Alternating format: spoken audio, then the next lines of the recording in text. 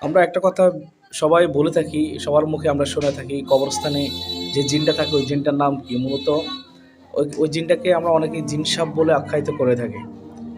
ঠিক আছে? এরকম একটা জিন আছে কবরস্থানে বা এ ধরনের অনেকগুলো জিন অনেক সময় থাকে, যাদেরকে আমরা জিন সাপ বলে থাকি। প্রকৃতপক্ষে কবরস্থানে আমি বিশেষ করে যে একটা জিনের সাথে কথা বলেছি, একটা নারীকে যখন একটা জিনে ধরলো, তখন ওই জিনটাকে আমি জিজ্ঞাসা করলাম, "তুমি থাকো কোথায়?" বলে, "আমি কবরস্থানে থাকি।"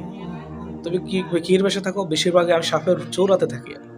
তো আমি বলছি, "তোমার মূলত নাম কি?" আমাকে মানুষে জিন সাপ বলে, আবার অনেক সময় জিন বলে। আসলে তো মূলত আমার নাম হচ্ছে গুল, গুল জিন। এটা মূলত নামটাই এটা। এই জিনটার নাম এটা। এটা সাপের সূরাতে বেশি থাকে।